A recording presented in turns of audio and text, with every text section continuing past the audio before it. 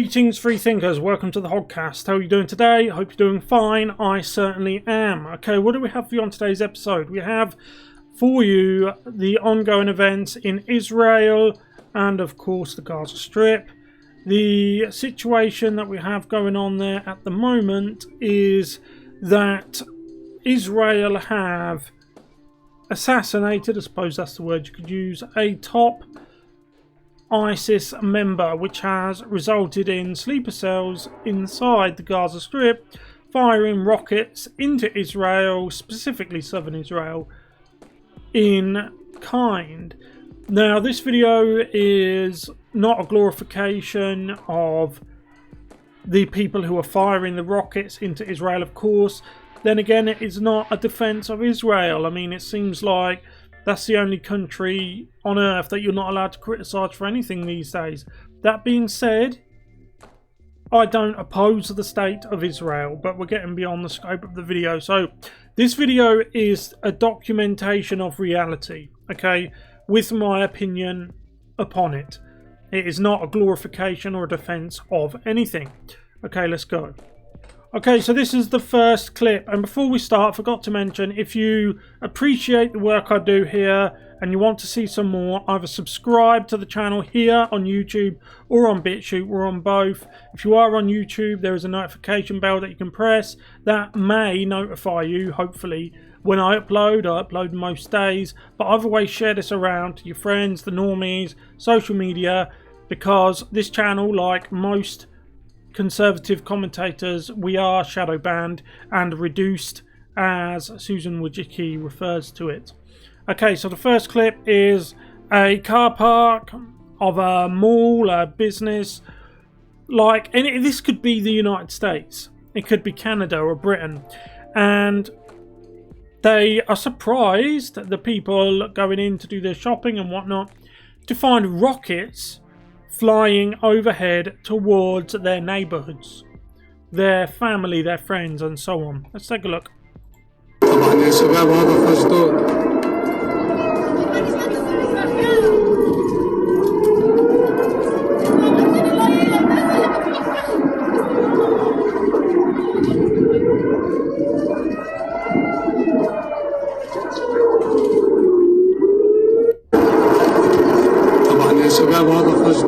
It's eerie footage, isn't it? Sorry, I'll turn that down. It's a bit too loud. We'll watch again. How eerie is that? Imagine, because look, we know that in the West, with the culture war and that, society seems to be collapsing. How long will it be until this is a shopping mall in the United States or Canada? You know, we're already seeing them being burnt down by the usual suspects. Makes you think, doesn't it? It's such an eerie sight seeing such a developed country, a first world country, and having rockets fly overhead with the air raid siren. That you could hear in the background was the air raid siren. Let's watch again.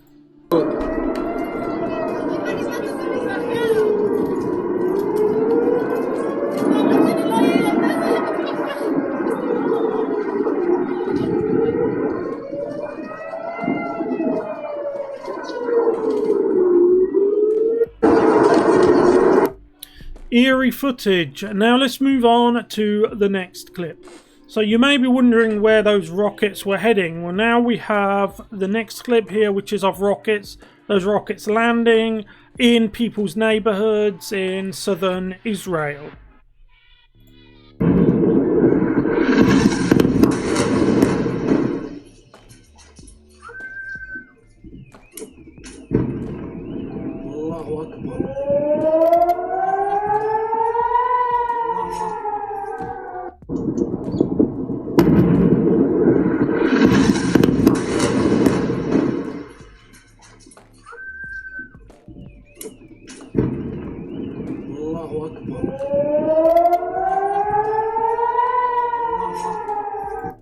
I don't know what's more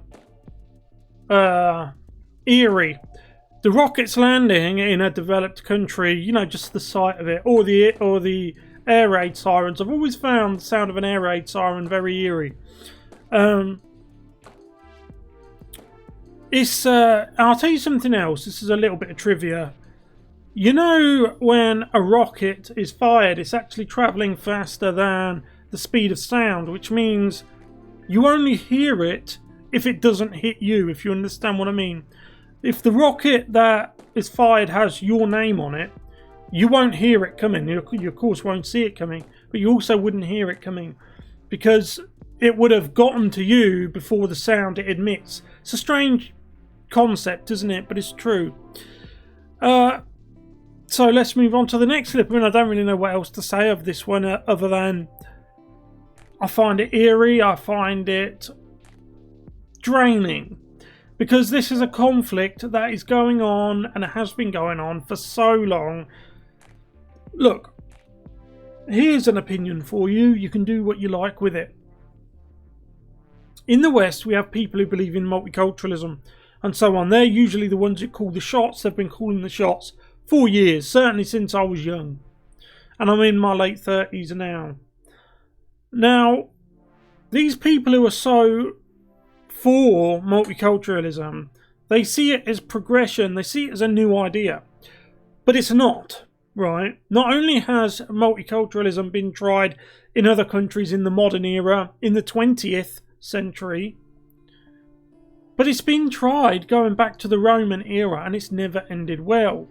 This, you see Jewish people and Muslim people who have been locked in a conflict with each other for generations, for longer than generations, for generations of generations, okay? And then you have a country like Israel that has an Arab minority, a Jewish majority. The Gaza Strip, of course, is largely Muslim.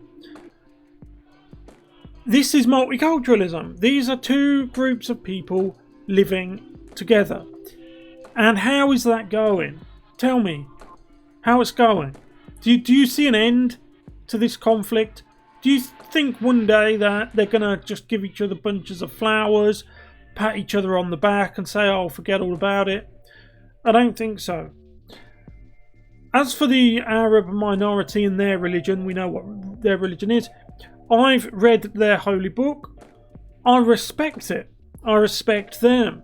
In fact, I have such a healthy respect for them that I fear them in some ways. Because having read the Quran, I know that it states in there multiple times on the first page, when you get past the introduction and so on, and you read the Quran proper, literally from the start, it is hatred directed towards Jewish people in particular. There's stuff about non-believers, this, non-believers, that. But they have a special thing for Jews, and they really do not like them. So how are these two groups of people supposed to live together? Because when you put them together, things like this happen, the rocket attacks, and so on and so on. And of course, to be fair, the Jewish liquidation of the top ISIS man, who they clearly looked up to. So here's one from last night. Oh, well, it was night where they were in their time zone. And it is more rockets falling. I believe that the people here are either tourists or they were people, Jewish people who were maybe born in the western part of the world, and then went to either live in Israel, which is of course their heartland, their homeland, or maybe they went to stay there for a time. Either way, they sound like they have a Western accent.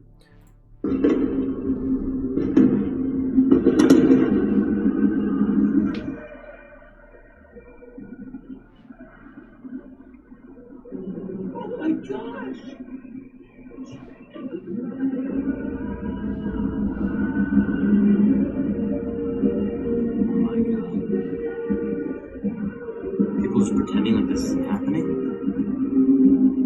Oh my god, it's on fire.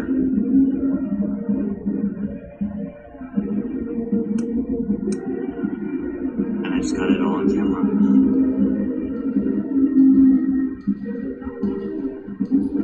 I can't believe I just got this all on camera.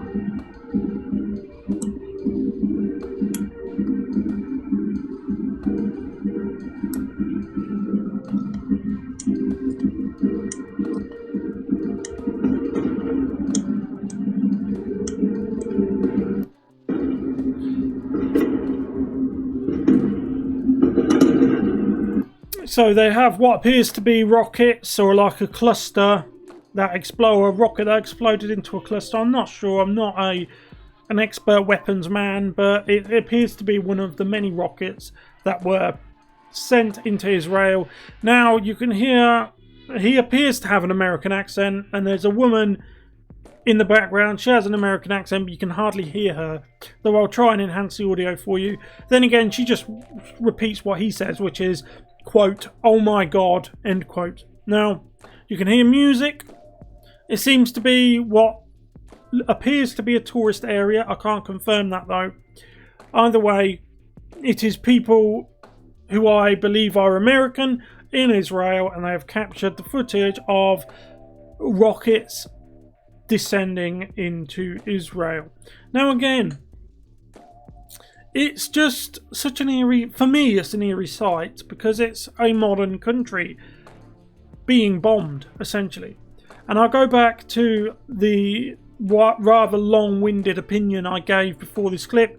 If you listened to it all, if you didn't, all I was doing is stating how, in my opinion, multiculturalism can't work. Multiculturalism has been tried numerous times. There's nothing progressive about it. There's nothing new about it. It's not even postmodernist, okay? It's been tried since many, many centuries ago, right? It only works, or even only has a chance of working, if there is cultural traditions that bind you together. Something, anything that you share in common. Of course, the globalist set, not only do they push multiculturalism, but they push the one thing that will ensure multiculturalism never works. And that is the whole diversity thing. So you have everyone who's different, no one has anything in common, and then you couple that with multiculturalism. It's a recipe for disaster. Diversity will never bring the Jews of Israel and the Arabs of the Gaza Strip together. It won't bring them together. Diversity. Do you think they care about, really? Do you think these two groups of people care about a white man's love for postmodernism, a white leftist? Do you really think they care when one's trying to duck Jewish drone strikes and the other is trying to duck Arab rocket attacks? What do these two groups of people have that holds them together?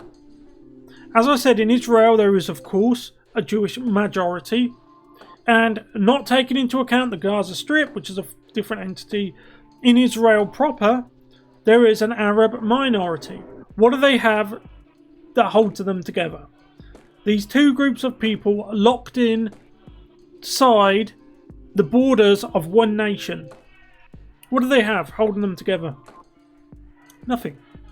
Nothing.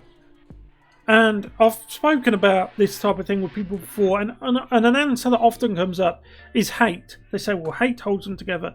I know that's an easy answer, and it probably sounds right, but if you think about it, it's not right. On the contrary, it's absurd. Nobody can be held together with hate. Hate can drive an individual to do something, even a group. But you can't. Two different groups of people will never be bound together by mutual hate. It doesn't work. On the contrary. But again, that's just my musings on what, in my opinion, is a hopeless situation. They're just stuck together. Jew and Arab alike within Israel are just stuck together. You know, it's like an unhappy marriage where they can't seem to get out of the marriage. They're kind of stuck together. That's how it seems to me as a Western observer looking in through the window. Anyway, look, I'll leave it there. Let me know what you think about the ongoing situation in Israel. I would love to hear your opinion. If you haven't yet, please like the video. Subscribe to this channel either on YouTube or BitChute. If you are on YouTube, there's a notification bell you can press that would hopefully notify you when I upload. But either way, share this video around, social media, friends, normies and the like. If you value independent commentary, that is, because we are shadow banned, so we don't get pushed like the mainstream media does. Anyway, look, thanks for watching. I'll see you in the next one. Goodbye.